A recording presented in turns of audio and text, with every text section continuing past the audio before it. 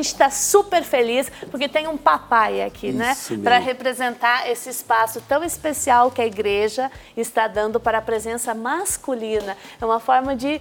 Vem para cá, né, padre? Claro, vem para cá. Aliás, a igreja está sempre de portas abertas para acolher todos. Sim. Todos.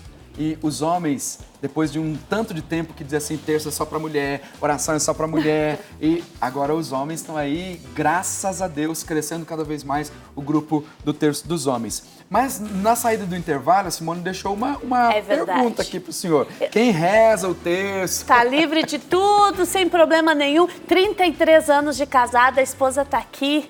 Ela é meio tímida, mas ela está aqui, firme e forte, sentadinha, bonitinha. 33 anos de casado, sim, filhos aí seguindo a vida, né? A esposa te acompanhando, deve estar muito feliz com essa transformação, sim, toda. Mas a minha pergunta era, e aí, problema? Olha a esposa aí, dá um oi pra gente aqui. Que linda! Isso! E como é que é? Nunca mais teve problema dentro de casa? Não, aí que se dobra o problema, né? Aí que a gente começa a enxergar os problemas realmente e com isso a gente tem força para enfrentá-lo, né? Antes tinha os problemas, era um desespero, mão na cabeça, não conseguia resolver, mas hoje a gente sabe que tem solução. Essa dimensão da fé é maravilhosa, porque no domingo, né, em todas as missas que eu celebrei, foram muitas, quando chego na última missa eu já quase que leio o evangelho de olho fechado, mas... porque os apóstolos falaram para Jesus, aumenta a nossa fé. E eu lembrei disso. Quando a gente tem fé, não significa que é uma mágica, a gente não vai ter mais problema nenhum, tá tudo resolvido. E você está aqui dizendo isso para nós. Não está tudo resolvido quando a gente tem fé, mas ela é transformada. Isso. E a gente consegue enfrentar as dificuldades, não é isso? Exato. Conseguimos enfrentar as dificuldades porque às vezes pensamos que não vai ter jeito, não vai ter solução. Mas a gente se apega ao Senhor e vê que tem solução. Porque Ele não desampara ninguém. O Senhor não desampara ninguém. Eu achei bonito, o senhor está com o terço na mão, se os meninos puderem mostrar. Ah, sim. Olha, tá ali. Onde o senhor vai? O senhor leva o seu terço? Sim, eu levo. Eu vou dizer assim, não se torna a minha proteção, mas o que eu rezo através dele. Né, através dele. E o terço é uma coisa que eu não consigo desligar. Não consigo, dormindo com ele, trabalhando com ele, todo o tempo com ele. Todo o tempo com ele. Eu vejo também, através do terço, nós temos lá no nosso grupo, temos assim uns testemunhos de homens assim, que tem os problemas em casa com filhos que usam droga, envolvido com muita coisa, e eu vejo eles me procurarem, sabe? E perguntando assim, e aí, você acha que vai ter jeito? Sim, vai ter jeito. Se vai ter jeito, a gente tem aqui uma lista das promessas que Nossa Senhora fez para aqueles que rezam o rosário. Tem tudo a ver com isso que o senhor está falando. Vamos ver a primeira promessa. Olha lá, primeira promessa do terço diário. Todos os que rezarem o meu rosário, prometo especial proteção. Aliás, todos os que rezarem o meu rosário com constância receberão graças especiais. Quer dizer, é uma resposta para essa pessoa que vem perguntar, estou com meu filho com problema de drogas, situação difícil, o que eu tenho que fazer? Vai dar certo? Aí a promessa da Nossa Senhora é essa. E muitos assim testemunhos que ele vem através da transformação. E é tão interessante isso, Padre Nilson, que a primeira quinta de cada mês nós reunimos a família. Aí as mulheres participam. Isso, as mulheres participam e o terço é voltado para elas e perguntamos para elas o que mudou dentro da sua casa. Há um acompanhamento, sim, há uma pedagogia. Aliás, o Padre Nilson sabe falar com muito mais propriedade, mas a oração do terço é uma pedagogia. Sim. Né? Tem olha que coisa mais linda. Há um rito, há um processo. Né? Essa repetição, ela não é à toa, não é para ser cansativo ou chato. Na verdade, com licença, senhora, fica à vontade. Você começa a ficar em sintonia, você vai se concentrando, você vai se colocando na presença divina, você vai colocando o seu coração. Às vezes você nem sabe o que dizer direito para Deus. Pode ser que o tamanho da sua dor seja tanto que você não saiba nem expressar. Acontece isso com a gente.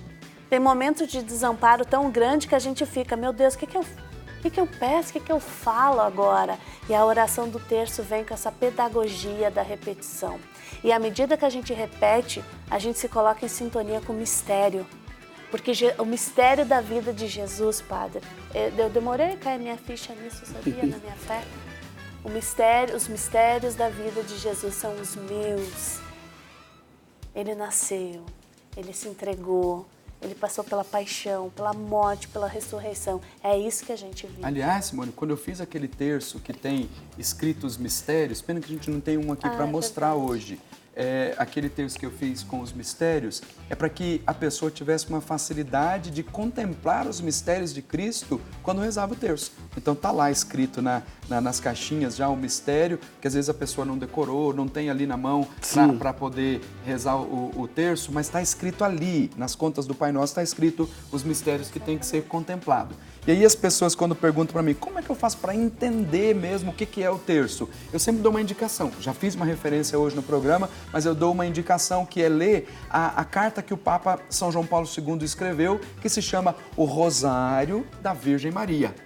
Tem nas livrarias, mas também no site do Vaticano você consegue fazer a leitura, porque lá ele explica a essência do que é o rosário. Ele quis explicar tudo, porque naquela ocasião ele ia inserir os mistérios luminosos, então ele explicou a oração do terço, qual é o caráter cristológico do terço, é uma oração mariana, mas que tem o centro a pessoa de Jesus. Então, se você quer compreender mais o terço, é só ler, é bem simples, uma linguagem bem acessível, é só ler o documento que se chama O Rosário da Virgem Maria. Mas olha só, vamos ver a segunda promessa. Qual que é a segunda promessa para aqueles que rezam o terço diário? Aos que rezarem devotamente o meu rosário, eu prometo minha especial proteção e as grandes graças. Pois é, está sempre ligado a isso. A oração nos torna íntimos de Deus e vai atraindo a graça de Deus para as nossas vidas. É o testemunho que todas as pessoas dão quando começam a rezar constantemente. Até eu digo assim, olha, você quer ter uma fé verdadeira, uma fé sincera? Tem que ser alimentada pela oração. Sim. Porque se não alimenta pela oração, é como a chama de uma vela que vai se apagando, como uma árvore que vai murchando. Exato. Como um casamento. Porque as dificuldades aparecem. Algum momento na vida o senhor já disse assim, olha, tá difícil, teve vontade até de desistir, teve algum abatimento, alguma coisa assim? Sim, normal. E como é que resolveu isso? A oração, o Santo Terço.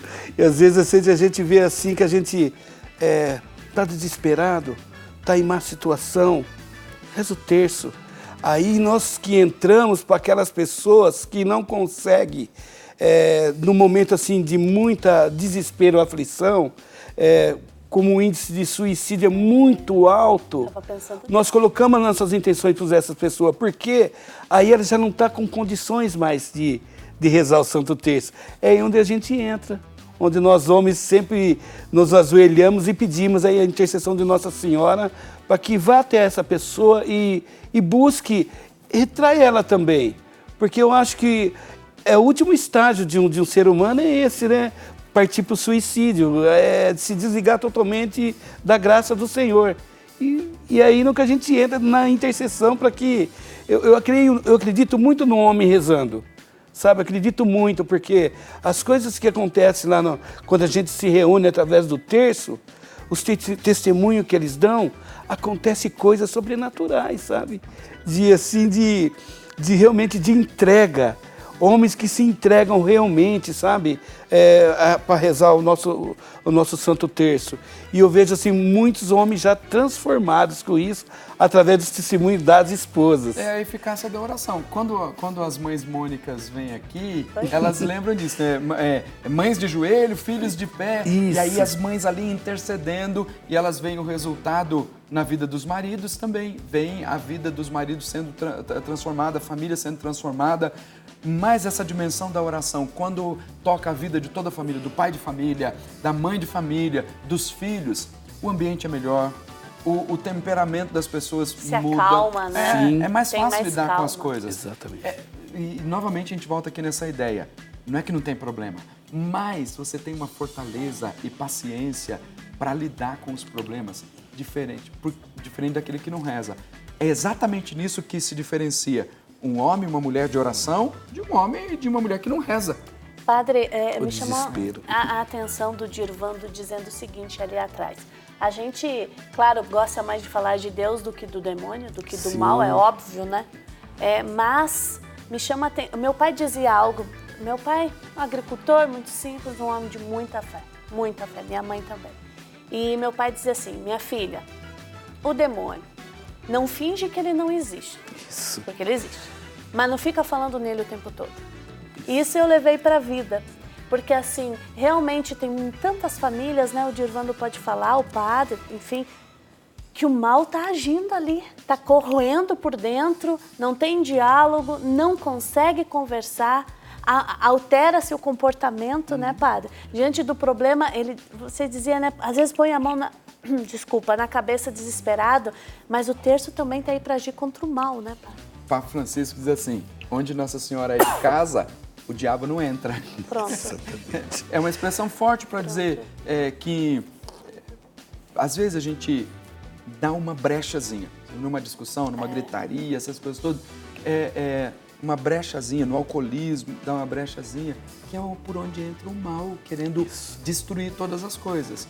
Mas quando você tem uma vida de oração, uma fidelidade a Deus, quando Nossa Senhora é de casa, você tem força para combater o mal, porque ele existe. Ele quer destruir as famílias, quer destruir as relações, quer destruir a vida do ser humano e tirá-lo principalmente do caminho da salvação. Mas a oração nos dá força para enfrentar tudo isso. E a gente tem que deixar ele ser protagonista, né? O inimigo quer aparecer, né? E às vezes muitas vezes ele diz como ele não existe sim, como não? Existe ferozmente assim no dia a dia nosso, principalmente num trânsito. Às vezes se pega mais num trânsito. Às vezes eu me pego dirigindo, o que eu estou fazendo? Né? É o momento que a gente Pedro tem que... diz assim, né? Sede sóbrios e vigilantes. O diabo vos rodeia como um leão a rugir, procurando a quem devorar. Resistir-lhe firmes na fé. É pela força da fé.